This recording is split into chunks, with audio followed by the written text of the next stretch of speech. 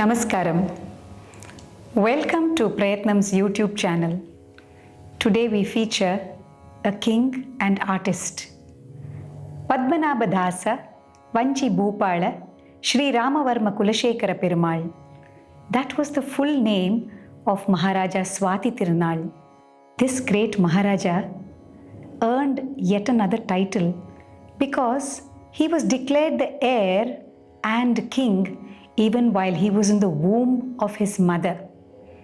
And thus he also was called Garbha Shriman Maharaja Swati Tirunal. The Maharaja was born on April 16th, 1813 to Rani Lakshmibai of Tiruvidampur and Rajaraja Varma of Changanasheri. And this Maharaja was a reasonable administrator, a great reformer, visionary, poet, composer, musician, linguist, all of this put together. The Maharaja was a great visionary as well. It was during his reign that there was a well-formulated code of laws, courts of justice, introduction of English in education, the installation of the government's first printing press, the construction of an observatory, and the very first manuscript library. All of these reforms are attributed to Maharaja Swati Tirunal. This great Maharaja ascended the throne when he was just 16 years of age, but unfortunately, he passed away at an early age of 33. Apart from his academic education, the Maharaja was initiated into music by his parents, and later he came under the tutelage of none other than Meru Swamigal, who taught him the intricate nuances of music. It was not only in the field of Carnatic music that he excelled, he also learnt Hindustani music, and you can see it reflected in his compositions of thumris, khayals and drupads. His mudra or signature was in the name of his Ishtadevata, Lord Padmanabha. And so you see the name of the Lord itself feature as a signature. It was usually Padmanabha or Padmanabhadasa, sometimes even as Sarasijanabha, Jalajanabha, and so on.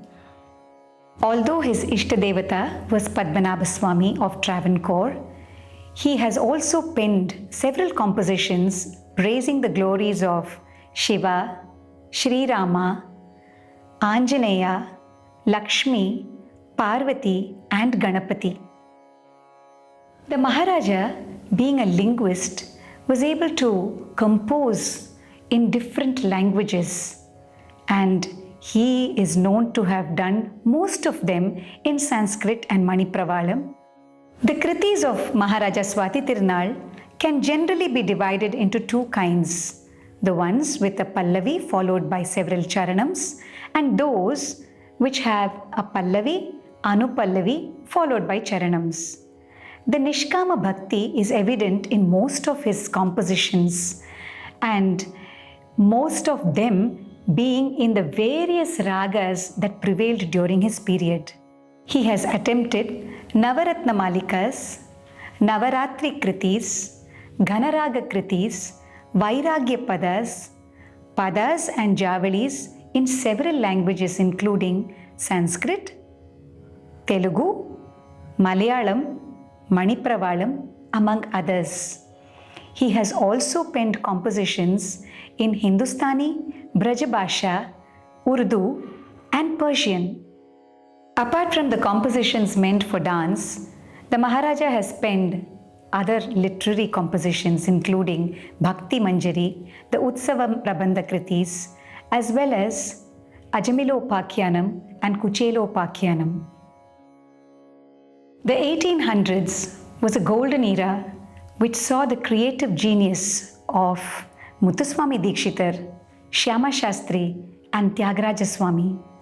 The Maharaja was a contemporary of these greats, and it is not surprising that luminaries adorned his court at Travancore.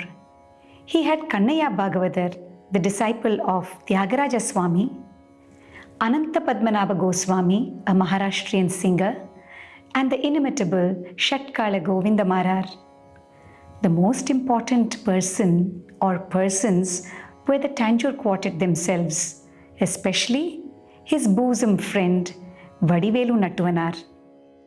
Tanjavur Subbarao, who was initially his tutor and later who rose to the ranks of his divan, was responsible for bringing Devadasis from Tanjavur, Tiruchendur and Srirangam. These Devadasis who found their way to the palace of Travancore were responsible for the growth and development of Bharatanatyam in the state of Travancore. It was their presence that was really responsible for the resurrection of Mohiniyattam into a classical dance form with the dignity and respect it deserved. And it was this Maharaja who patronized both these classical art forms. It is interesting to note that compositions penned by the Maharaja have been used in the repertoire of the present day format of the Margam. Jatiswarams, Padavarnams and Stavavarnams, Padams and Javalis feature among them. The Maharaja is also known for the variety of Nayikas that he portrays through his Padams, Javalis and Padavarnams. But it seems that the Virahutkhandita Nayika was his favorite because there was always the longing for the Nayika, as the Maharaja thought of the Nayika as Prakriti, always longing to be one with the Paramapurusha, and in his case with the Lord Padmanabha himself. This Virahutkhandita Nayika has a tinge of sadness in it. Perhaps this was also because the Maharaja was stifled with the presence of the British in his homeland. It is this Virahutkhandita Nayika that I would like to depict in one of his padams, a very popular one in Ragam Kurunji, set to Misra Chaputalam. Aliveni Yendu Chevu. It is in Manipravalam.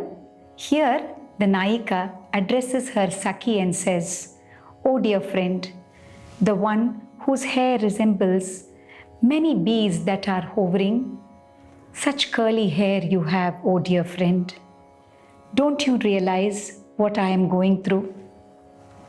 My Lord Padmanabha has not come yet. When will the lotus-eyed one come here and fulfill all my desires? Aliveni Yendu Chevu."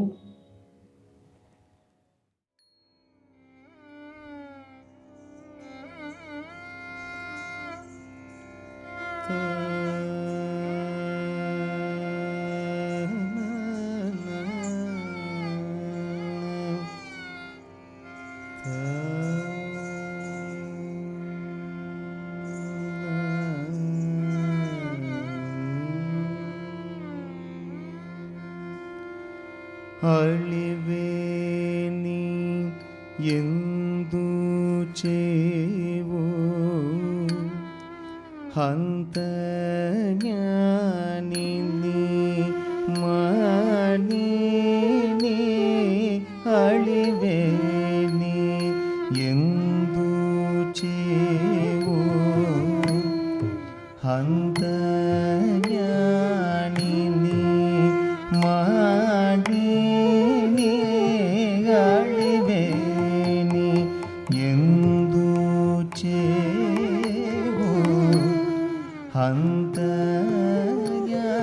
ಹಂತಜ್ಞಾನಿನಿ ಮಾನಿನಿ ಅಳಿವೇನಿ ಎಂದು ಚೇವು ಹಂತಜ್ಞಾನಿನಿ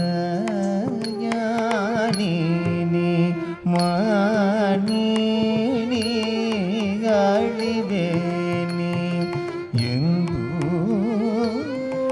ಚೇವು ಹಂತಜ್ಞಾನಿನಿ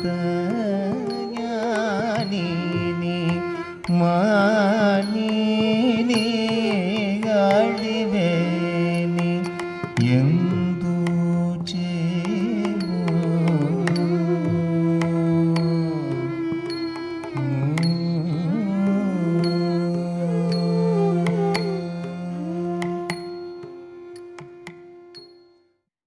I hope you enjoyed this episode on Maharaja Swati Tirunal. Do subscribe to our YouTube channel. Thank you. Namaskaram.